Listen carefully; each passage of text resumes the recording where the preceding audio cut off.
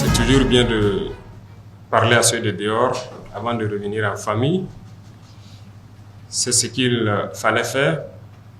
Et aussi, ce temps passé, c'était nécessaire pour qu'on puisse observer, que vous puissiez observer ce qui se passe. Et je pense que s'il y a des gens qui doivent véhiculer l'idéologie que nous voulons faire passer, c'est bien vous qui travaillez à la maison centrale. Et je pense que durant ces 15 mois, vous avez pu observer beaucoup de choses avec moi, dans l'administration, un peu partout. Vous avez pu observer l'évolution de la situation. Et je pense qu'il était temps donc, en début de cette année, qu'on puisse se donner un nouveau départ pour l'institution, mais aussi pour le pays entier. Il y a une pratique qui se passe dans tous les ministères, on a remarqué ça. Lorsque vous demandez un travail, automatiquement, c'est un cabinet d'études externe. On donne au cabinet pour faire l'étude et c'est coûteux. Mais de vous à moi, vous savez très bien, la plupart du temps, le cabinet se retrouve être le cabinet soit du ministre ou de quelqu'un en tout cas dans le ministère. Est-ce qu'on se comprend? C'est du vol. Disons-le clairement, ce n'est pas bien. Vous êtes par exemple informaticien. On vous demande un travail dans ce domaine. C'est vous qui êtes censé le faire.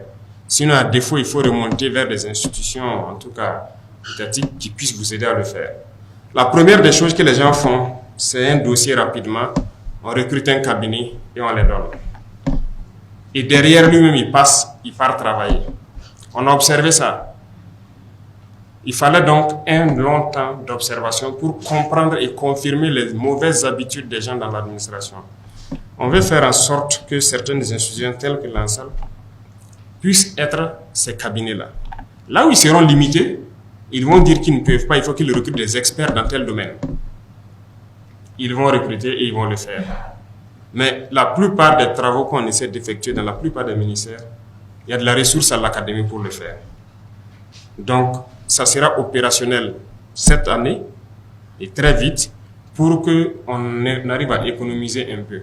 On n'est pas contre, il y a beaucoup le privé est très développé. Donc, les cabinets privés peuvent servir aussi à faire des études pour beaucoup de structures privées. Mais il ne faut pas que dans l'administration, on recrute des compétences et à chaque fois qu'il y a un travail, il n'y a pas de compétences. Il faut repartir encore vers un cabinet privé. C'est du vol, c'est de la triche et on va mettre fin à ça. On a parlé de mots comme la corruption, mais ça continue. La lutte contre le terrorisme, oui, il y a des avancées, il y a beaucoup de choses, mais il faut que nous-mêmes on reconnaisse qu'il y a un volet sur lequel il n'y a pas eu une lutte acharnée. C'est la corruption, c'est la lenteur administrative, en tout cas l'administration en général. Ce volet, il faut reconnaître, ça n'a pas marché. Mais pourquoi ça n'a pas marché? C'est parce qu'on s'était donné un temps pour sensibiliser, pour parler aux gens, pour que les gens comprennent. Tant dans l'armée que dans le civil, que les gens comprennent où est-ce qu'on part, pourquoi il faut cesser telle habitude. Pas que les gens ne comprennent pas, ils font semblant et se disent qu'on ne prendra jamais de mesures. Aujourd'hui, il y a tellement de lois qui ont été votées pour protéger le travailleur. C'est très bien. Mais chacun devrait faire la mission pour laquelle il a été recruté. Mais les gens ne font pas la mission. Et quand on veut les licencier, ça sort le texte de partout. Écoutez, vous ne pouvez pas prendre les textes des autres, venir appliquer ici. Eux, ils vivent en 2023. Je vous le dis, nous, on vit dans les années 1800 toujours. C'est la réalité. On ne peut pas aller à la même vitesse. Il ne faut pas mélanger les choses. Pendant que des gens ont des salaires de 3 millions, de combien de millions dans ce pays, il y en a qui n'arrivent même pas à se payer un repas. Vous trouvez ça normal? Ah non. Ah non. Moi, je suis opposé à ça. Il faut qu'on change les choses. Soit on change, ou bien, écoutez, on reste esclave à jamais. On est là pour changer les choses. On a pris le temps d'observer, de sensibiliser, de parler. Comme beaucoup de gens ne comprennent pas, en fin d'année, donc, j'ai annoncé que ça sera ferme. La machine contre la lutte contre la corruption va démarrer. Eh bien, ça démarre. Le conseil de discipline et autres, c'était mort. On a adopté des textes pour que les gens puissent sanctionner ceux-là qui ne veulent pas travailler. Mais rien, personne ne veut sanctionner. Tout le monde est assis, bon, il est dans sa direction, les gens foutent la merde, ils ne veulent pas faire ce qu'il doit faire. Ah, si moi je le sanctionne, on peut le licencier, ça sera de ma faute. Écoutez, il y a ce genre d'émotion-là, ça ne doit plus exister. Nous sommes un pays en guerre et on doit bien gérer les ressources. Et quand on dit gérer les ressources, ce n'est pas les ressources financières seulement, les ressources humaines aussi.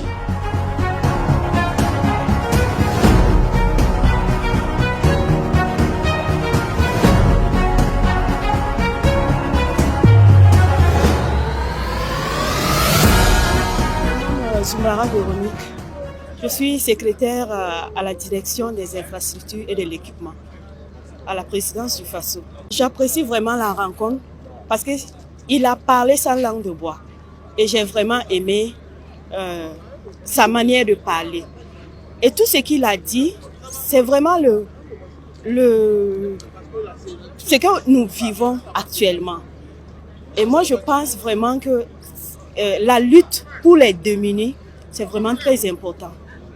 Parce qu'on voit beaucoup de choses qui se passent dans notre pays qui n'est pas vraiment catholique. Et je soutiens vraiment le combat de son Excellence, Monsieur le Président du FASO. Je suis chauffeur conducteur au parc auto présidentiel. Ça m'a beaucoup honoré d'avoir une entretien direct avec le président, y compris tout le personnel de la présidence. Ça nous fait plaisir parce que depuis qu'il est au pouvoir, comme il a bel et bien précisé, c'est la première fois. Voilà, donc il a eu à écouter les différentes doléances et les différentes préoccupations et on espère que ça va changer.